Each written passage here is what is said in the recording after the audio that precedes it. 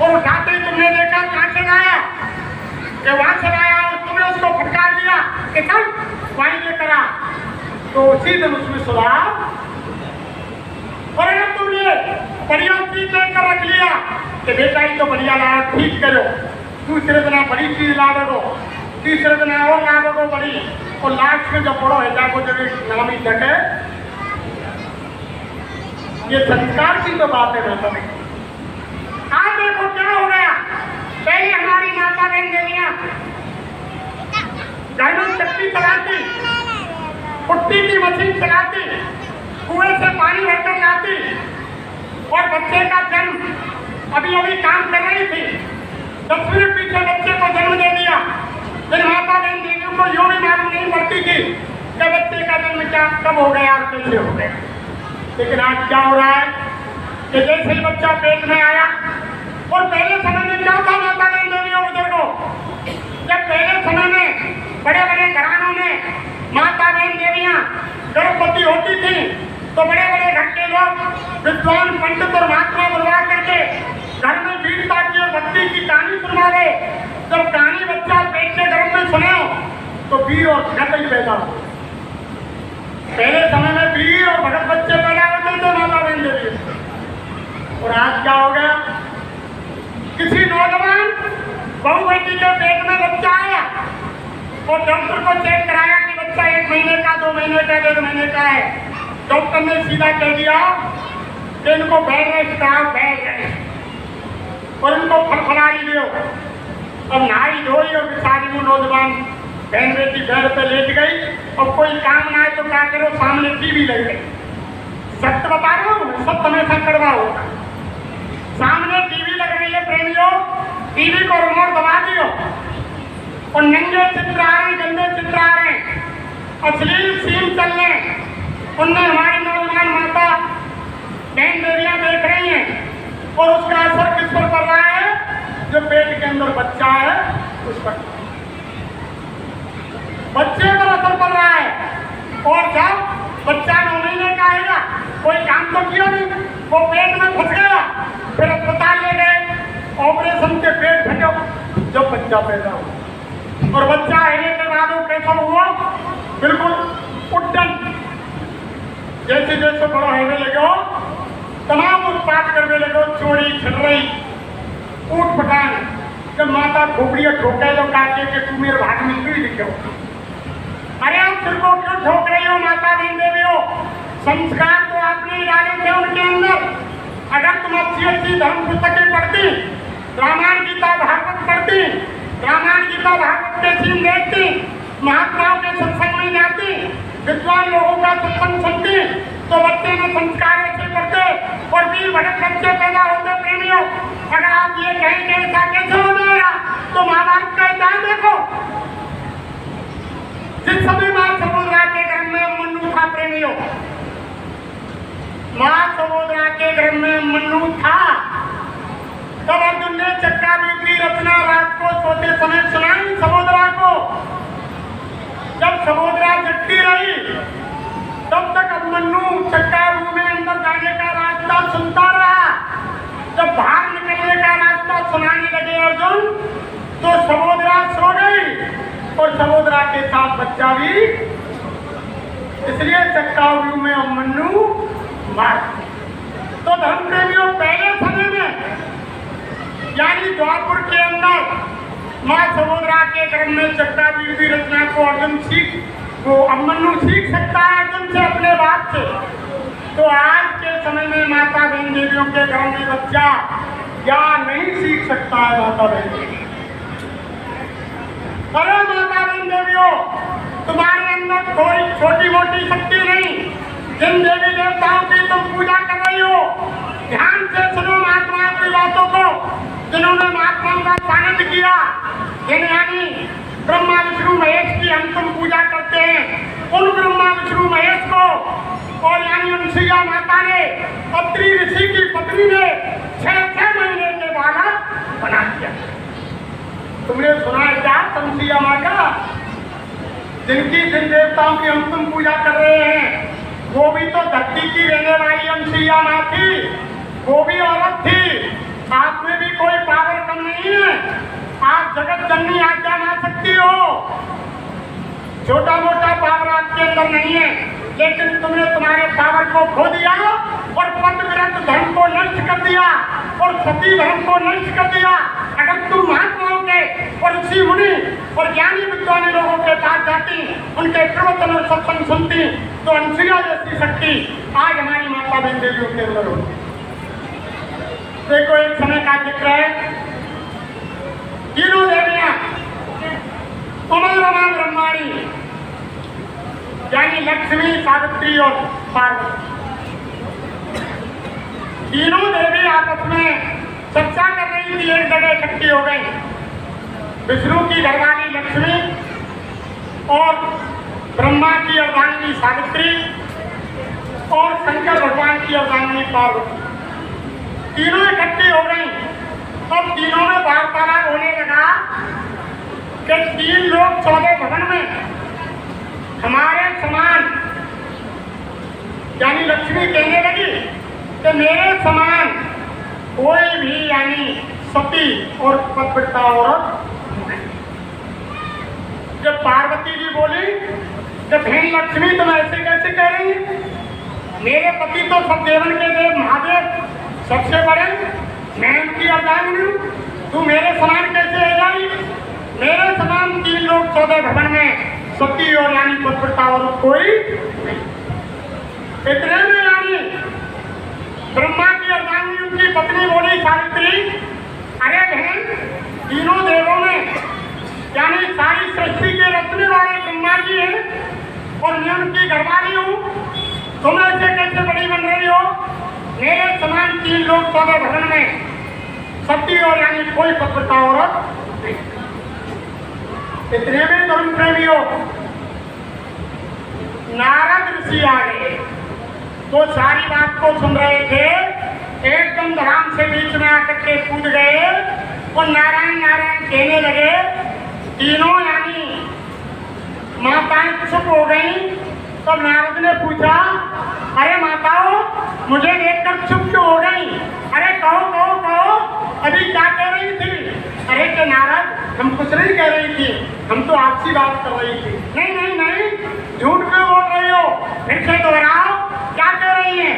तब नारद को बात बताई तो नारद कहने लगे, प्रेमियों, अरे तुम सतीव्रता और पतिव्रता, अरे तुम क्या हो?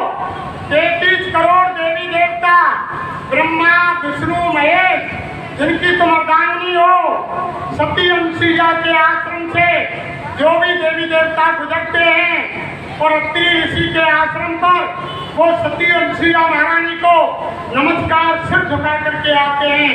तुमसे बढ़कर 3 लोग 14 भवन में धरती पर यानी वो माँ सती अनुसुईया, उसके मुकाबले धरती पर कोई सती और पतिव्रता औरत।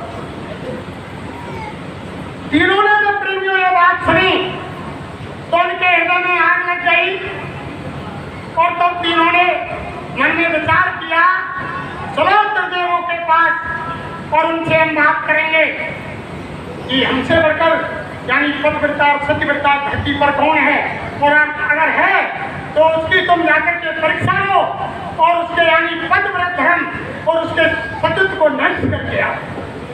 तीनों देवियां पत्नी प्रेम, तीनों देवताओं को इकट्ठा कर लिया। तीनों रुष्ट हो गई और अपना सवाल तीनों देवताओं के सामने रख दिया। अरे सुनो त्रिदेवों, अगर तुमने हमारी बात को नहीं माना और धरती पर सती अनुसुईया का तुमने यानी पतिव्रत धर्म नष्ट नहीं किया, तो हम जल पान और अन्न ग्रहण नहीं करेंगे और हम हमारे प्राण त्याग। जब तीनों देवों ने यह सुना प्रेमियों, तो उन्होंने विचार किया कि अगर तीनों देवियों ने सत्याग्रह कर दिया, जल पान अन्न ग्रहण नहीं किया, तो हम तो खत्म ही हो जाएंगे, यानी गृह मंत्री खत्म हो जाएगा तो सारा घर ही खत्म हो जाएगा। तब उन्होंने कहा कि देवियों, अभी हम जाते हैं और सती अनुसुईया का सत्य उसका पतिव्रत धर्म नष्ट करके आते हैं। तो धर्म प्रेमियों, माता बहन देवियों, देखो कितनी बड़ी महासती अनुसुईया उसके आश्रम पर जाकर के पहुंच गए और तीनों देव आश्रम के दरवाजे पर उस जगह पर जाकर ध्यान से उतरे और उतर कर अंदर आश्रम में जाना चाहते थे। तब तक ब्रह्मा ने कहा, अरे सुनो त्रिदेवो, अगर हम इसी वेश से चले तो महारानी अनसुईया पहचान जाएगी। वेश बदलो, तब अनसुईया के आश्रम में चलो। तीनों ने अपनी योग माया से वेश बदला, तीनों महात्मा बन गए और सती अनसुईया के आश्रम में प्रवेश किया। प्रेमियों, माता बहन देवियों, जाकर के आवाज लगाई, अरे आश्रम के अंदर कोई है? अत्रि ऋषि अपनी साधना पर बैठे हुए थे। मां सती अनसुईया ने कोई अतिथि द्वार पर आया है, दौड़ करके आई। हाँ बताओ त्रिदेवों कैसे आना हुआ? उन्होंने पहचान ली, वो तो सती थी, जान गए। फिर बात को गुमरा दिया, फिर कहने लगी, अरे कि हमारे बड़े अहोभाग तीन ऋषि, तीन महात्मा आज हमारी कुटिया पर पधारे हैं, हमारे कितने अहोभाग्य हैं। अरे बोलो मुनिवरो, हम तुम्हारा स्वागत कैसे कर सकते हैं? तब ब्रह्मा विष्णु महेश महात्मा के वेश में बोले, अरे देवी अनसुईया, हम भूखे हैं और तत्काल भोजन चाहते हैं, ज्यादा समय नहीं लगना चाहिए। अनसुईया ने कहा, अरे मुनिवरो, 5 मिनट के अंदर में जो तुम चाहते हो वो भोजन तैयार करो। अपने पतिव्रत धर्म, सत्युत धर्म के कारण 5 मिनट में रसोई तैयार कर दी। जब वो जाने लगी प्रेमियों, तब तीनों देवों ने कहा, अरे अनसुईया ठहरो, तुम भोजन बनाने तो जा रही हो, लेकिन हम ऐसे भोजन नहीं करेंगे। कि महाराज कैसे? कि तुम खिलाओगी जैसे, हम चाहेंगे जैसे भोजन करेंगे। मान के बताओ ऋषियों, आप कैसे भोजन करोगे? कि हम भोजन, आप बिल्कुल नग्न अवस्था में होंगी, आपके शरीर पर कोई तन तार नहीं होगा, बिल्कुल नग्न अवस्था में हमको भोजन कराएंगी, तब हम भोजन नहीं, वरना हम तुम्हारे दरवाजे से भूखे।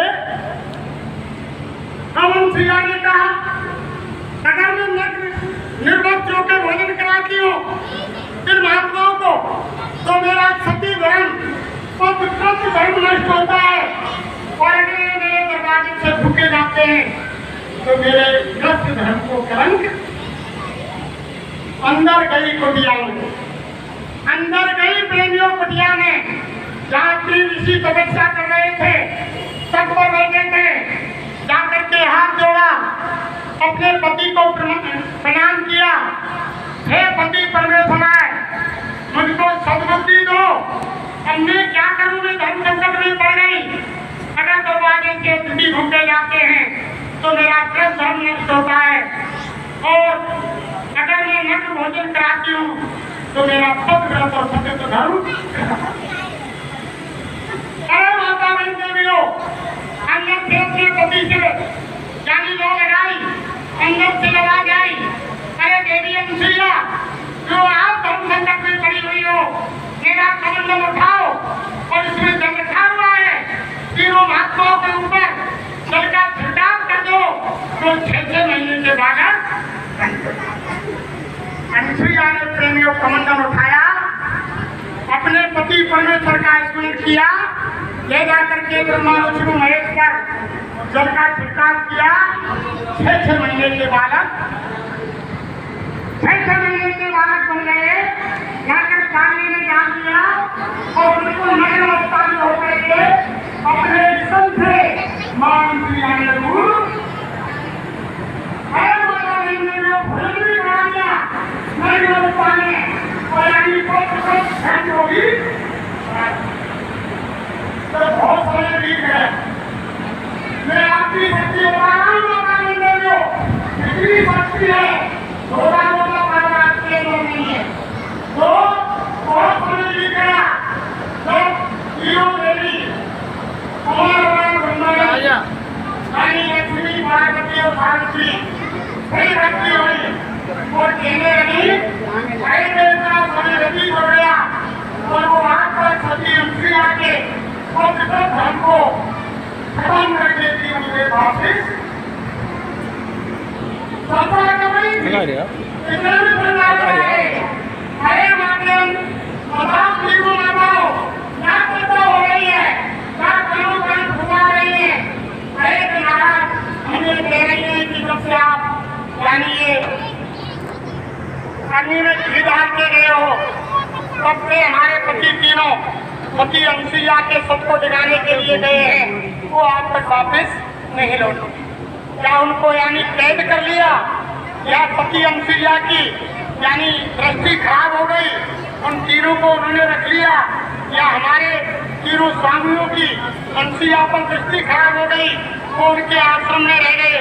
अनेकों तरह की अंशित बातों को तीनों देवी मन में सोचा तो नारद ने कहा, अरे देवियों, उनको तो सती अंशिया ने अपने आश्रम में कैद कर लिया। वो ऐसी यानी बहुत यानी दयालु है। अगर तुम तीनों देवी तीनों माताएं में जाए और मां अंशिया से मन्नत मांगे और विनती लगाए और प्रार्थना करें तो वो दया करके तुम्हारे पतियों को वापस दे सकते। तो उन्होंने कहा कि नारद जी महाराज, हमने तो उनके आश्रम को देखा नहीं, तुम हमको ले चलो और हमारे साथ चलो। तो नारद कहने लगे, अरे माते, ये गलती मैं करने वाला नहीं हूँ, तो महासती अंशिया है।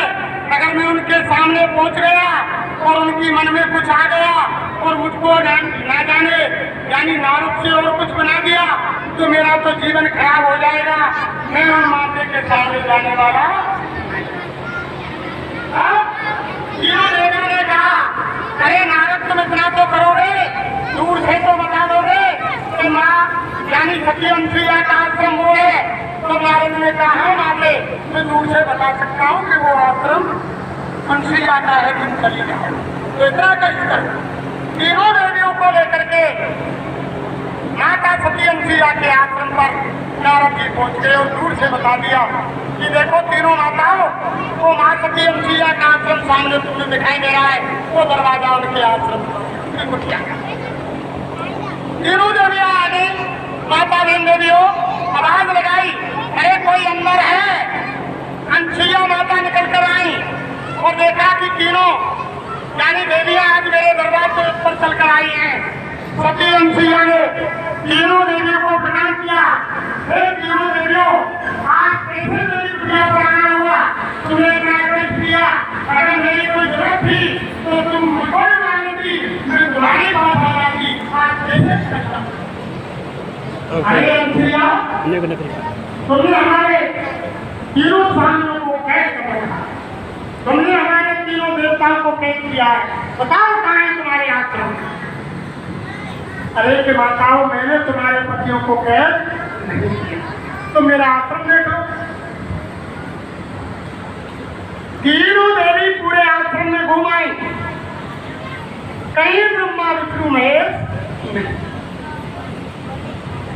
तब माता अंशिया से पूछा, हे माते, हम आपसे विनती प्रार्थना करती हैं, हमको बता दो, हम आपसे हार गई। यानी धरती पर 3 लोग 14 भवन में तुम्हारे समान कोई महासती नहीं, महापत्रता नहीं है, हम तुमसे हार गई।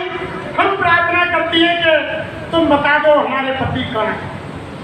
अंशिया ने कहा, देवियों, मेरे पास तुम्हारे पति तो है नहीं, लेकिन 3 बच्चे जरूर मेरे पास है जो मेरे पालने में, तुम देख लो उनको, अगर तुम्हारे पति हो तो पहचान कर लो। सती अंशिया के साथ लक्ष्मी, पार्वती और सावित्री तीनों आई। देखा कि बच्चे तीनों एक शकल है, एक रूप है और बड़े तेजवान हैं। 3 बच्चे खेल रहे हैं। तब तीनों देवियों ने मां सती अंशिया के पैर पकड़ लिए। प्रेमियों, कितनी शक्ति थी माता अंशिया में, और कहा, है माता अंशिया, हमसे गलती हुई जो हमने तीनों देवताओं को तुम्हारा पद व्रत धन नष्ट करने के लिए भेजा और हमने यानी अपने को महासती महापतिव्रता समझा। हम गलती मानती हैं, हम पर दया करो और हमारे स्वामियों को आप बता दो, वो आपके पास आए और अब कहाँ हैं। वो तो दयालु थी। तब उन्होंने कहा देवियों, ये जो पालने में झूल रहे हैं ये तुम्हारे तीनों पति ब्रह्मा विष्णु। तब वो जैसे ही पालने की तरफ सती अंशिया ने कहा, अरे उठा लो तुम्हारे पति। तब तीनों देवियां हाथ बढ़ाने लगी। तब सती अंशिया ने रोक दिया कि ठहरो ठहरो ठहरो, अनर्थ हो जाएगा। और कैसे? तुमको मालूम नहीं कि तुम्हारा पति कौन सा है? अगर पार्वती ने विष्णु से हाथ लगा दिया तो पार्वती का पति धर्म यानी पतिव्रता धर्म नहीं। और अगर शंकर से हाथ अगर सावित्री का लग गया तो उनका यानी पतिव्रता धर्म नहीं, एकदम रुक गए। अरे के माते, ये तो तुमने ठीक किया। अब तुम ही दया करके बताओ कि हमारे पति कौन से हैं, जिससे हम हमारे पति को देख लें और उठा लें। तब महासती अंशिया ने बताया, प्रेमियों, देवता नहीं पहचान पाए। उन्होंने कहा ये ब्रह्मा हैं, ये विष्णु हैं, ये शंकर है। तीनों को सौंप दिया। प्रेमियों, जब तीनों पति गोदी में ले लिए, अब उनमें विचार करने लगी, अरे इन बच्चों को हम क्या करेंगे? अब हमने इतना भी पावर नहीं कि इनको हम बड़ा बना दे बने।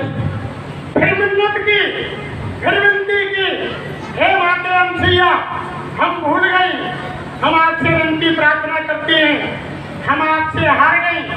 आप 3 लोग 14 भवन में महासती और महापतिव्रता हो।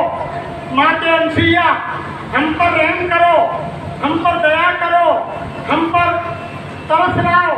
हमारे पहले पति थे तुम इनको। फिर सती अंशिया ने सोचा कि फिर धर्म संकट में आ गई। फिर अंदर गई कुटिया में अपने स्वामी अत्रि ऋषि के पास, जो तप पर बैठे हुए थे, हाथ जोड़ा प्रणाम किया, हे पति परमेश्वर, मुझ पर दया करो। अब वे अपने पतियों को अपना जैसा करवाना चाहती हैं। अब मैं क्या करूं स्वामी, मुझको अंतर में प्रेरणा दो। तब यानी अंदर से प्रेरणा आई, अरे देवी अंशिया, कमंडल उठाओ, दोबारा जल का छींटा मार दो। पहले जैसे ब्रह्मा विष्णु महेश, उनके 3 रूप क्या है, यानी ऐसा ही जाकर किया वो, यानी छींटा मारा, तीनों को ब्रह्मा विष्णु महेश को पहले जैसा बना दिया। तीनों हार मान के, झुक करके, नतमस्तक होकर के वापस आ गई। प्रेमियों, ऐसी सती मानसिया धरती पर पैदा हुई। और एक ऐसी सती मां जिसका आपने खेल देखा होगा, सत्यवान और सावित्री। जिस सत्यवान की उम्र कम थी और जबरन सत्यवान के साथ जानबूझकर सावित्री ने शादी की। और अंतिम समय में जब उनके प्राण जाने लगे तो उस समय जब पेड़ से लकड़ी काटने दर्द हुआ, उनके प्राण जबरन जंगल में साथ गई मना करने पर भी जंगल पर लिटा लिया। जब धर्मराज यमराज के दूत आए और उनके पीछे पीछे लग गई। लंबी कहानी में सब आपने सुनी है। और जबरन धर्मराज से और सत्यवान के प्राण वापिस। ऐसी ऐसी धरती पर माता बहती थी। छोटी मोटी ताकत नहीं है प्रेमियों। जब तुम यानी सतगुरु के पास जाकर के, महापुरुषों के पास जाकर के जब तुम सच्ची भक्ति करोगे, सच्चा भजन करोगे, छोटी मोटी ताकत नहीं, इनके पास वो ताकत है। प्रत्येक भाई बहन की जीवात्मा के अंदर 16 सूर्य का बराबर यानी ताकत है। वो छोटे छोटे बड़े बड़े ब्रह्मांडों की रचना ये आत्मा कर सकती है, लेकिन आत्मा 4 खोलों में अंदर बंद कर दी गई। इसलिए धर्म प्रेमियों, अब समय नजदीक होता चला आ रहा है। अब देखो हमारे गुरु महाराज कह रहे हैं कि आगे भविष्य में समय खराब है, बहुत समय खराब आ रहा है।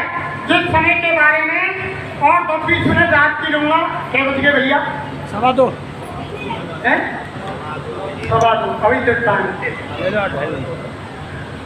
तो देखो प्रेमियों, इस खराब समय के बारे में पहले ही ऋषि मुनि महात्मा अवतारी शक्तियों ने बता दिया। जिन भगवान को राम मानते हैं। जब त्रेता का अंत हो रहा था प्रेमियों और द्वापर लगने वाला था, राम ने पूरे अयोध्यावासियों को इकट्ठा किया और इकट्ठा करके कहने लगे, अरे अयोध्यावासियों सुनो, भविष्य में आप तो यानी राम राज हो रहा है, स्वर्ग के समान संसार में सुख शांति है, लेकिन एक समय ऐसा आएगा जब राम ने क्या कहा प्रेमियों, जो गांव वो सारंगी वाले आते थे और वो सुनाते थे और एक बहुत बड़ा पर्दा लेकर के आते थे डंडों में लपेट कर, और वो भी दिखलाते थे कि देखो ऐसा कर्म करेंगे ऐसा फल भोगेंगे, और जो अच्छा कर्म करेंगे बैतरणी नदी में गाय की पूंछ पकड़ के पार हो जाएंगे, और लड़ाई झगड़ों करेंगे तो क्या होगा, बहू की चुटिया सास के हाथ में और सास की चुटिया बहू के हाथ, तो सीन दिखाई करें पर्दा, ऐसे लड़ाई झगड़े हो जाएंगे, प्यार प्रीत खत्म हो जाएगी। तो उस समय में सारंगी वाले गावे जिस बात को भगवान राम बता रहे थे अयोध्यावासी को, तो राम क्या कह रहे थे कि रामचंद्र कह रहे सिया से ऐसा कलयुग आएगा और हंस चुभेगा दानापुर का कौआ मोती, धर्म भी होगा कर्म भी होगा परंतु शर्म नहीं होगी, बात बात पर बेटा माता पिता को आंख दिखाएगा, और रामचंद्र कह रहे सिया से ऐसा कलयुग, ऐसे गाय करे सारंगी बात, इसी बात को भगवान राम कह रहे। तो अयोध्यावासी कहने लगे कि भगवान कहता रहे, इनकी बुद्धि में आज क्या हो गया, ये तो ऐसा हो रहा है कि दैनिक भौतिक तापा और राम राज का नहीं, यानी उस समय ऐसा समय था यानी देवताओं का प्रकोप, शारीरिक बीमारी, मौसम की बीमारी, यानी कोई तरह का रोग इंसान को नहीं था, दैनिक भौतिक तापा कोई बीमारी नहीं थी, स्वर्ग के समान संसार में यानी सुख शांति थी। और कैसा समय था कि मांगई भारत देव जब रामचंद्र के यानी बादलों से 5 आदमी इकट्ठे जाके बरसात की जरूरत पड़े कि खेत सूख रहे और वे हाथ उठा के देंगे भगवान बरसात होनी चाहिए, खेती सूख रही है, तो 8 घंटा तो जब हो तो बरसात है। ऐसा समय था राम के राज में जब भगवान बता रहे कि रामचंद्र कह रहे सिया से ऐसा कलयुग आएगा और हंस चुगेगा दानापुर का कौआ मोती खाएगा। अब देख लो हंस तो बेचारो उनका चुग रहे और कौआ मोती खा रहे, देखो शासन नीचे चल गया ऊपर तक, तुम कहीं देख लो सारा पूरी बदल गया सिस्टम है। और धर्म कर्म खूब बहरे रात में भागवत बच रही है, रामायण बच रही है, गीता बच रही है, तमाम धार्मिक कार्य है, लेकिन फिर भी काऊ की बुद्धि काम ना कर रही। हमारे बाप ने एक बेटा से कह दी, अरे लाला तू आज क्यों तोड़ फोड़ रोज क्यों जा रो क्यों बिगाड़ रो कि बड़ी मेहनत से मैंने करो, तो बाप को फटकार देंगे, बैठ जा चुपचाप, फिर करो हो जाओ करो हमको ना करो, हम तो ऐसे ही करें। और समय सामने रामचंद्र कह रहे सिया से ऐसा कलयुग आएगा, हम चुगेगा दानापुर का कौआ मोती खाएगा, धर्म भी होगा कर्म भी होगा परंतु शर्म नहीं होगी, और बात बात पर बेटा माता पिता को आंख दिखाएगा। और रामचंद्र कह रहे सिया से ऐसा कलयुग, वो समय आ गया प्रेमी। दोबारा क्या कहा, सुनो सिया कलयुग में काले धन और काले मन होंगे, जोर सकते नगर से तो हरि वक्त निर्धन होंगे। और काले तो धन है प्रेमी, काले मन है। अब देखो भौतिकवाद की तरफ कितने लोग दौड़ गए, तो देखो धर्म जात कर्म जात ईमान जात इज्जत जात भाईचारो जात समाज जात और रिश्तेदारी जात सारी चीज खत्म है, पर लोगों को क्या चाहिए, पैसा चाहिए, इज्जत भी चलेगा लेकिन पैसा आना चाहिए। सुनो सिया कलयुग में काले धन और काले मन, और काले धन है और काले मन कैसे है? अरे भाई भाई की सोच ऐसी है प्रेमियों, बड़ो भाई छोटो भाई सोच रहे हो कि छोटे भाई की शादी नहीं हो, और अगर शादी होगी तो बच्चा नहीं हो तो आपकी जमीन मेरे छोरा के नाम है, और कोई बड़ी शादी हो 4 पहिया की गाड़ी मिले 4 तो 20 गाँव में मेरा नाम है, ये सोच भाई के पिट्टी भाई की। हाँ देखो तमाम शिक्षा अखबार रेडियो में आ रहे समाचार में एक बाप ने भाई को बंटवारा किया, हाथ बिलान 2 हाथ जमीन, पीछे 2 हिस्से जमीन, छोटे बड़े भाई को कम दे गई बाप ने, और रात में बेटा ने सोन तो बाप ही काट दिया, पढ़ा दिया। यानी कोई बात प्रीत नहीं रही, ऐसे काले मन काले रहेंगे। और हम तुम क्या कह रहे हैं कि हम रामायण पढ़ रहे हैं, हम रामायण पढ़ रहे हैं, हम गीता पढ़ रहे हैं, हम रामायण माने, हम भागवत माने, हम कृष्ण माने, हम राम माने, हम हनुमान माने। अरे महात्मा कहते हो कि तुम रामायण माने, लेकिन रामायण की ना माने। रामायण तो मानने का हमारा धर्म ग्रंथ है, पर रामायण में लिखाई हुआ ना मानेंगे कि रामायण का कह रहे। अरे गीता तो मान ले, लेकिन गीता के लिखे ना मानने। अरे भगवान राम है तो मानने, लेकिन जो राम कह रहा वह ना मानने। और भगवान कृष्ण तो मानने, लेकिन भगवान कृष्ण जो कह रहा ना। हनुमान जी हम वैसे कहें हम देवी के पुजारी हैं, हम राम के पुजारी हैं, हम कृष्ण के पुजारी हैं, हम हनुमान के पुजारी हैं, हम यानी ईसा के पुजारी हैं, हम यानी गुरु नानक के पुजारी हैं, यानी कृष्ण देवी देवताओं के पुजारी बन रहे हैं। लेकिन महात्मा कहते हैं कि ना तुम राम के पुजारी हैं, ना कृष्ण के पुजारी हैं, ना तुम देवी के पुजारी हैं, ना किसी देवता के पुजारी हैं, ना तुम हनुमान के पुजारी हैं। अरे तुम संसार वालों, तुम तुम्हारे मन के जो मन कह रहे हो बात तुम। और महात्मा क्या कहते हैं कि सतगुरु कहे करो तुम सोई, और मन के कहे चलो मत। मन लोभी मन लालची मन चंचल मन चोर, और मन के मतेरा चालिए पलक पलक में। ये मन तो व्यवहारिक काम करे, तो हम मन के पुजारी हैं प्रेमियों। अरे रामायण तो ये कह रही है, अगर रामायण को मानते प्रेमियों, तो रामायण तो ये कह रही है कि वनवास तो राम को हुआ प्रेमियों। और अपने पति स्वामी की सेवा करने के लिए सीता 14 वर्ष के वनवास के लिए जबरन चली गई। राम ने मना किया कि देवी सीता, वहां तुमको गलीचा बिछाने को नहीं मिलेंगे, फूलों के बिछोना नहीं मिलेंगे, डाल और फूस के, और यानी बिछोना पर सोना पड़ेगा, और तुम्हें फल जमी कंद ऊपर के फल खाने पड़ेंगे, 36 प्रकार के भोजन नहीं मिलेंगे, वहाँ जंगली जानवर होंगे, और तुमको वहाँ डर भय सताएगा।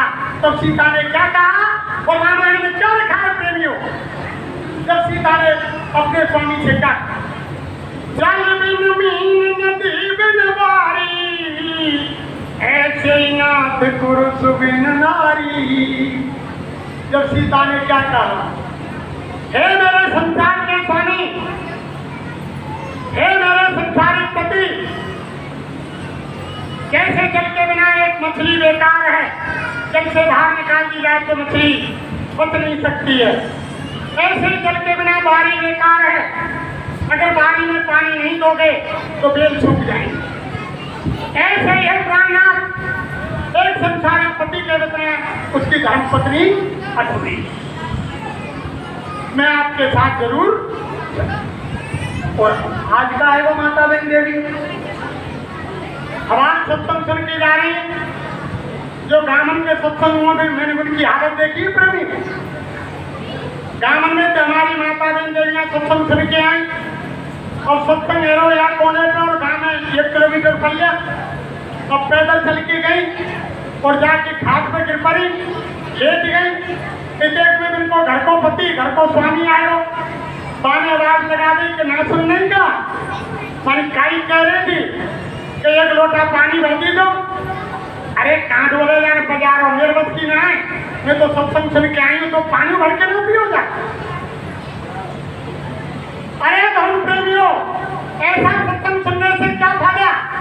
सत्संग में यही तो बताया जा रहा है कि सेवा धर्म अधिक कठोरा, यानी पत्नी का जिस समय साथ दामद डाली गई, उस समय पति ने भी प्रतिज्ञा की, और उनकी पत्नी ने भी प्रतिज्ञा की कि मैं तुम्हारा हर तरह से साथ दूंगी, और पति ने भी प्रतिज्ञा की कि मैं तुम्हारा हर तरह से तुम्हारे शरीर की रक्षा करूंगा, कोई भी संकट मुसीबत आएगा उसमें मैं तुमसे कंधा से कंधा लगा कर चलूंगा, और तुम्हारे यानी पेट का भरण पोषण हर मुसीबत में करूंगा।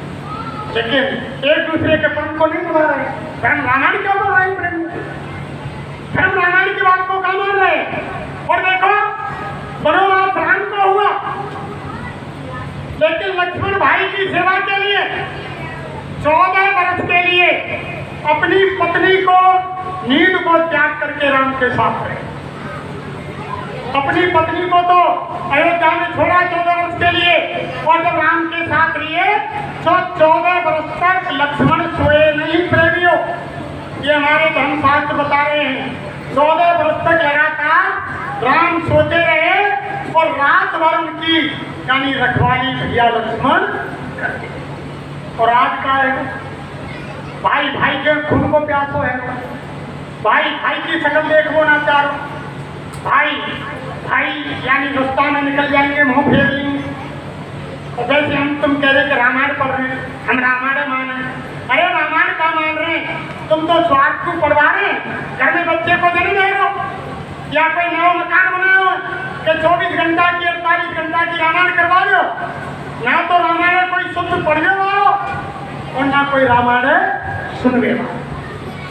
जमानुर पन्ना बदले जा रहे हैं। अरे महात्मा कहते हैं रामायण के अंदर आरती में लिखा है कि 4 वेद 6 शास्त्र 18 पुराण और सारे उपनिषद और संत महात्मा ऋषि मुनि का सर्वस्व रामायण के अंदर लिखा हुआ है।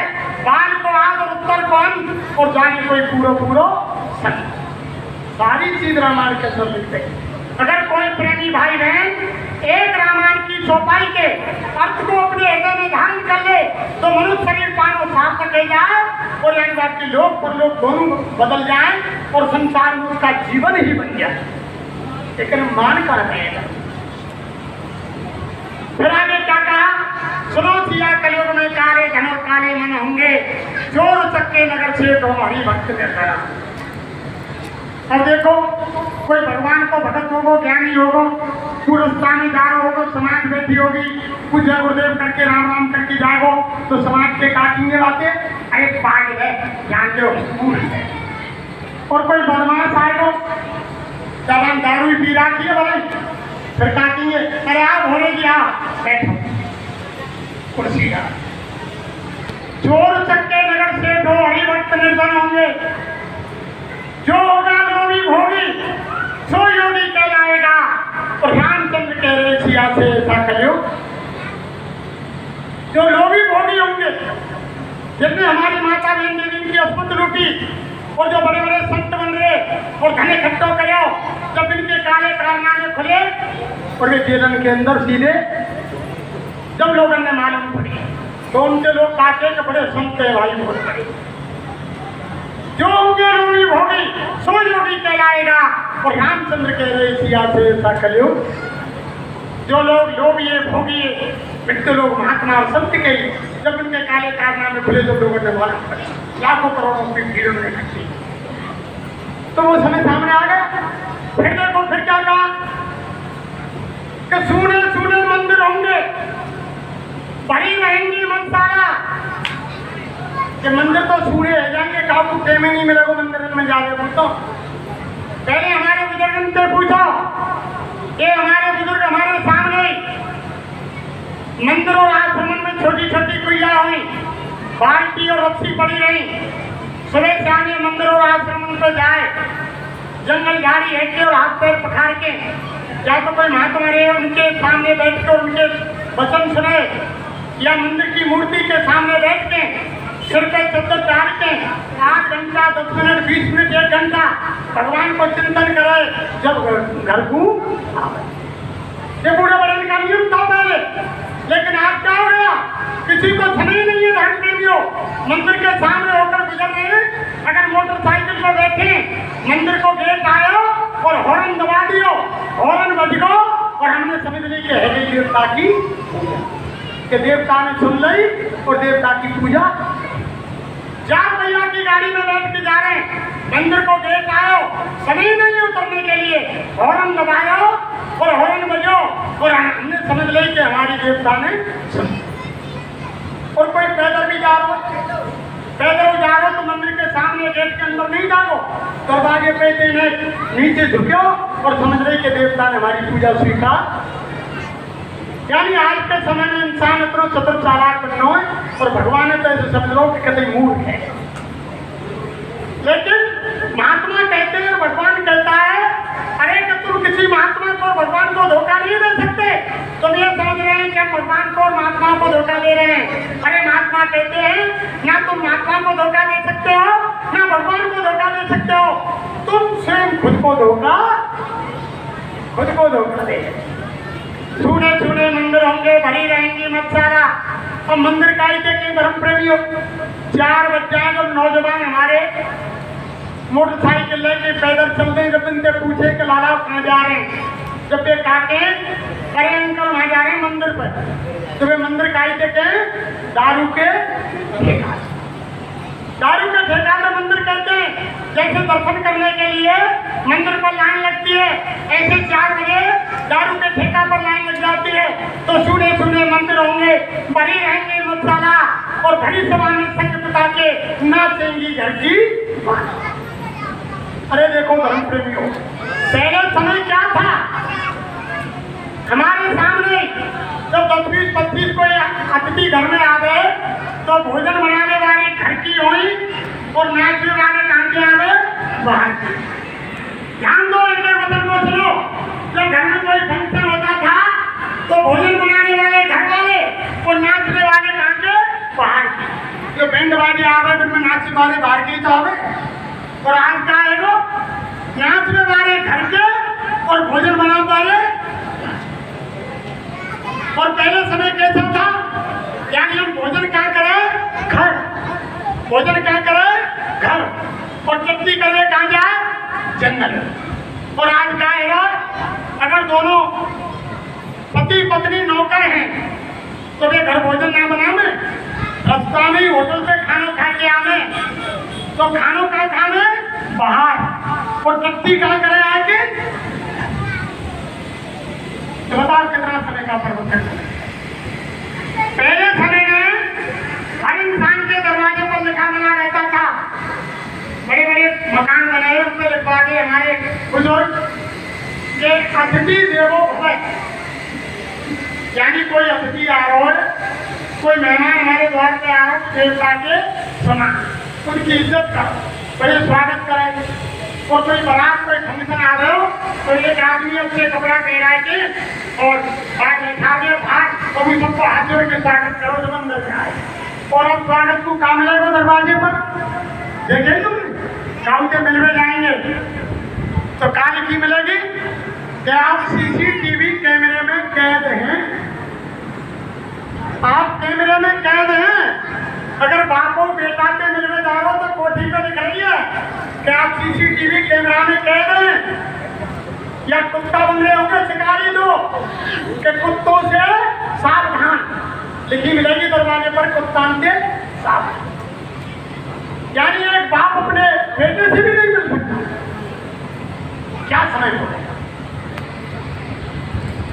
और पहले समय में देखो, हमने देखा हमारी कोई बुजुर्ग माता कोई कार्यक्रम अगर बाहर हो रहा है, अगर कोई बुजुर्ग माता निकल के बाहर कोई कार्यक्रम को देखने निकल रही है घर से, और हमारे कोई बुजुर्ग माता पिता बाहर बैठे हैं और बिन्ने देख रही कि जनानी घर से आ रही है तो न तेरी शक्ल कर रही नहीं तो जनानी उल्टी भीतर घुस जाई, भाव ना इतनी इज्जत करें कि डोकरा की नजर दे दिए, बाहर मत जाओ, झगड़ो है, उल्टी घुस जाए करें। लेकिन आज का है क्या कर रहे हैं कि सूने सूने मंदिर होंगे, भरी रहेंगी मसाला और भरी सभा में संग पिता के नाचेंगी घटकी वाला। आज क्या हो गया, कोई जन्मदिन मिल रहा है, गृह प्रवेश हो रहा है, बारात आई है, नारा झग रहा है, तो माई बाप नाच रहे, बेटी नाच रही है, बुआ बहन भांजी भतीजो पूरा परिवार एक संग, सारी हयात शर्म। तो महात्मा क्या कह रहे हैं कि छूने छूने मंदिर होंगे, भरी रहेंगी मसाला, भरी सभा में संग पिता के नाचेंगी घटकी वाला। और कैसा कन्यादान पिता खुद बेटी का धन खाएगा। और रामचंद्र कह रहे सिया से ऐसा कलयुग। आज बहुत से परिवारों की तो बेटी के घर से ही पार पड़ रही।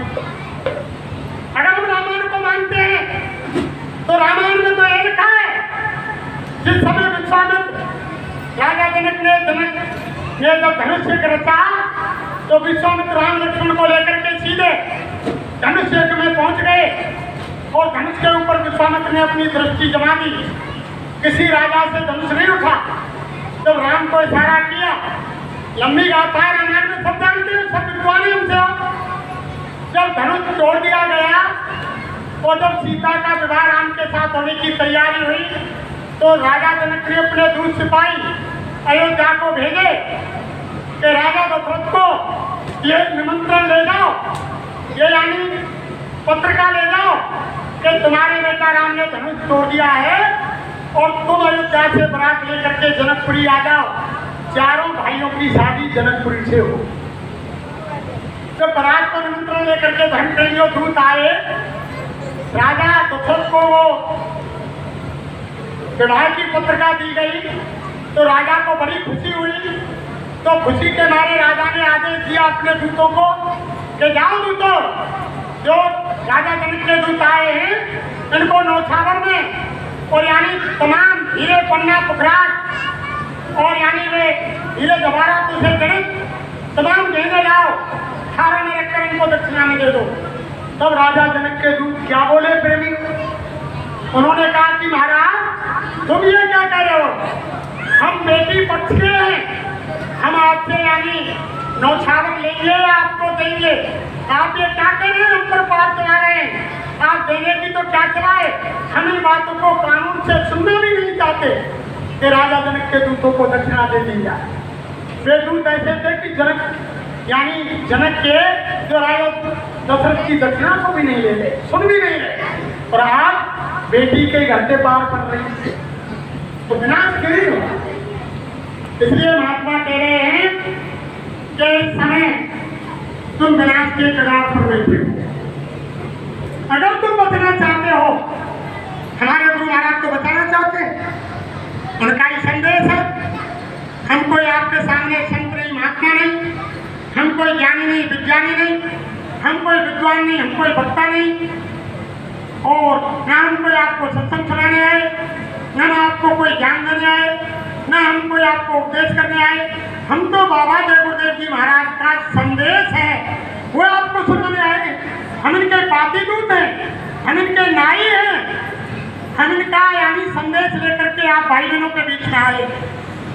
हम हमारी तरफ से कुछ नहीं लाए, हम तो जैसे एक नाई जिम्मेदार का संदेश लेकर के, पत्रिका लेकर के गांव गांव जाता है, ऐसे हम इनका संदेश लेकर के आपके बीच में आए हैं। इनका संदेश इन्होंने आदेश दिया अपने यानी जैकेट वाले, टाट वाले, टोपी वाले प्रेमियों के लिए। अरे बच्चा, तुम्हारे लिए आदेश है कि मेरा संदेश गांव की भोली भाली जनता में जाकर के सुना दो कि बाबा जी का कहना है और शाकाहारी हो जाओगे तो बीमारी से बच जाओगे। कुदरत है नाराज खड़ी, आगे तुम्हारी फिर मत कहना हमें बचाओ, और अभी समय है बचना, अभी तो समय है, माफी करा लो, इनसे माफ हो जाएगा, ये माफ करते हैं, लेकिन समय निकल जाएगा फिर माफी। इसलिए फिर क्या है, हाथ जोड़कर फिर हमारी हो जाओ तुम शाकाहारी, हो जाओ तुम शाकाहारी। और बाबा जय गुरुदेव की ये अर्जी है, आगे आपकी मर्जी है। ये स्वामी जी की अर्जी है, फिर आगे आपकी मर्जी है, फिर आपकी मर्जी है। हमारा फर्ज तो आपको केवल कहने का है। इसलिए धर्म प्रेमियों ये संदेश लेकर के आए, और आप देख लो आज शाम से आप करना शुरू कर दें। इस कलयुग का जगाया हुआ जीता जागता नाम जय गुरुदेव है, इसमें फुल पावर है। जब भी तुम इसका सुमरन देखो, माता नहीं ले रहे हो, जब भी तुम घर में भोजन बनाने जाओ, झाड़ू पोछा करो, सब्जी काटो, आटा गूंदो, कोई भी घर में काम करो, तो तुम्हारे यानी मुंह को बंद मत रखना, बाहर आवाज मत निकालना बोले, लेकिन अंदर में जय गुरुदेव जय गुरुदेव जय गुरुदेव, पोछा दे रही है तो झाड़ू दे रही है तो सब्जी काट रही है, भोजन बना रही है। जब तुम भोजन बनाओगी, सब्जी पकाओगी, उस समय अगर तुमने जय गुरुदेव नाम का स्मरण किया तो धर्म प्रेमियों को भोजन भी प्रसाद बन जाएगा, और जो भाई बहन उस भोजन को करेगा उसकी बुद्धि ऑटोमेटिक बदल जाएगी। तभी तो रामायण में लिख दिया कि जहाँ सुमतता संपद रहना और जहाँ कुमतता विपद रहना। और अगर तुमने गुस्सा में आकर भोजन बनाया, अगर सास बहू में झगड़ा हो गया, और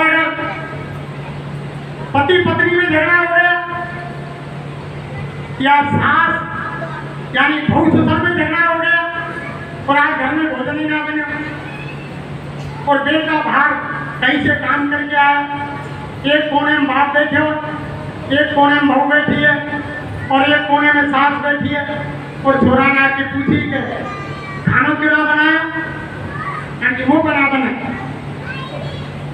बात दे गई माँ खाना क्यों ना बनाओ कि भाई ये पूछ लेती है बहू। बाप दे गई कि क्यों ना बने पिताजी, वो खबर कहाँ थी बहू। अब बहू क्या है कि भोजन क्यों ना बना रहे, यानी वो बना बना तो भोजन क्यों नहीं बना रही।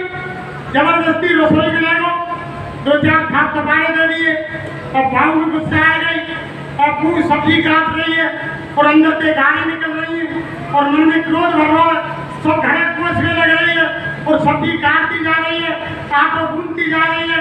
जब तक खाना तैयार है, जब तक मुंह से गाली बंद ना बनी वो भोजन तैयार है और जो भाई बहन भोजन करेगा भाई की बुद्धि ऑटोमेटिक खराब। भोजन में गुस्सा भर गई प्रेमो, भोजन में क्रोध भर गया, भोजन में वो लड़ाई भर गई। इसलिए महात्मा कहते हैं कि घर में प्यार मोहब्बत से रहो, ये प्यार मोहब्बत सिखाते हैं तभी तो तुम घर में सुख शांति से भजन कर सकोगे, तभी तो यानी देवी माँ का पूजन कर सकोगे।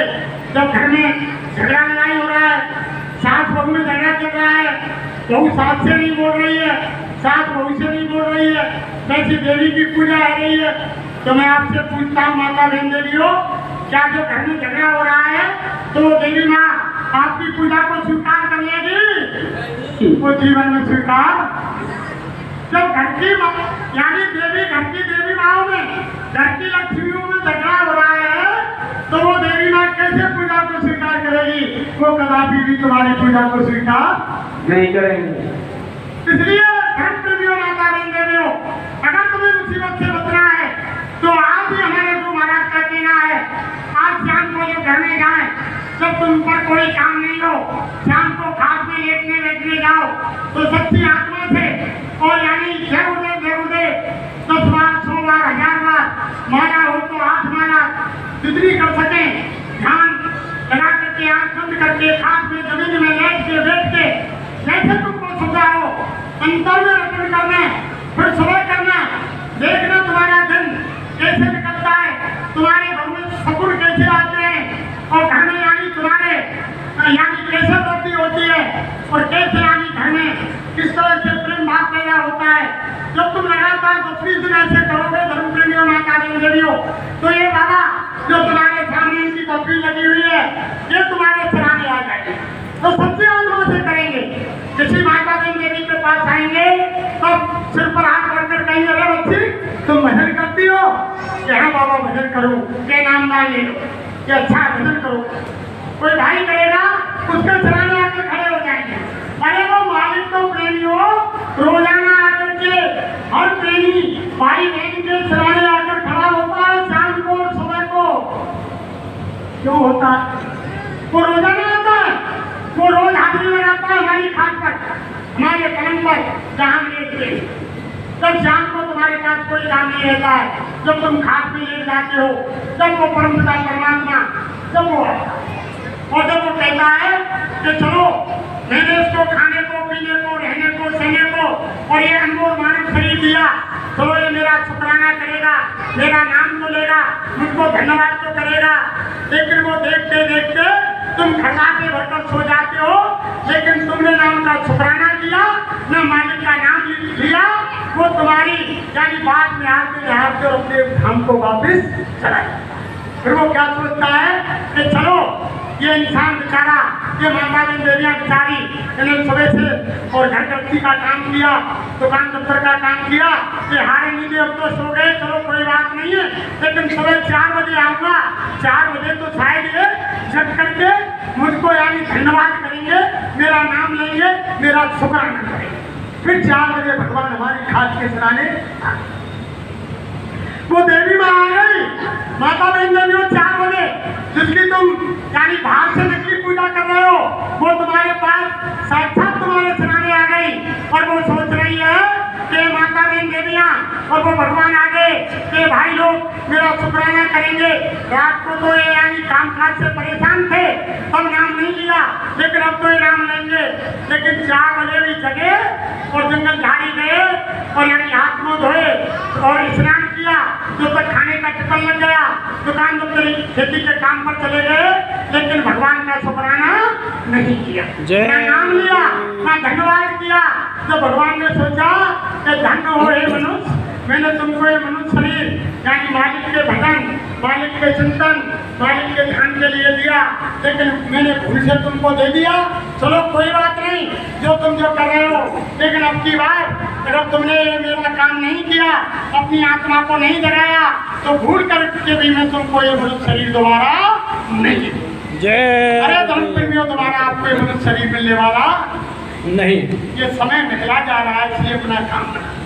समय बहुत हो गया, फिर कल कोई 12 बजे से देखो धर्म प्रेमियों, समय का ध्यान रखा, फिर से 12 बजे 11 बजे प्रार्थना शुरू हो जाती है, ठीक 12 बजे से कार्यक्रम शुरू हो जाता है, फिर आपसे सत्संग छूट जाता है, अधूरी बात रह जाती है, फिर आपकी समझ में नहीं आता है। इसलिए समय से 12 के बजाय 11:15 बजे आप यहाँ आ जाओ और मालिक का संदेश अभी तीसरा दिन है, अभी 6 दिन लगातार होगा प्रेमी। मालिक के वचनों का आनंद लो और अपने जीवन को सार्थक करो। अगर उनसे कोई कहने सुनने में प्रेमियों कोई अपशब्द निकल गया हो, किसी भाई बहन के हृदय में ठेस पहुंची हो, तो हम तो आपके आनंद के बच्चे हैं, हमें माफ करें और इन्हीं शब्दों के साथ हम हमारी वाणी को विराम देते हैं और उन्हें आपके चरणों में, सभी माता बहन देवियों के चरणों में, भाई लोगों के चरणों में, बुजुर्गों के चरणों में अपना मस्तक रख के प्रार्थना करते हैं कि मनुष्य शरीर की सांसें बीती जा रही हैं।